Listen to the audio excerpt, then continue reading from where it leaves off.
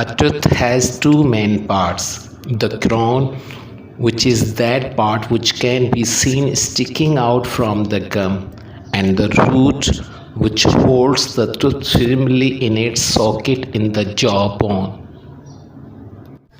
The crown is covered by a non living substance called enamel, which is the hardest substance in the body. It protects the tooth from wearing away. There are four types of teeth in the human jaw. Incisors. Incisors are shaped like chisels so that they can cut cleanly into the food. Canines. Canines are more pointed. Humans use them for biting, but some animals, like dogs, have long canine teeth which they use for catching prey and tearing flesh. Premolars and molars.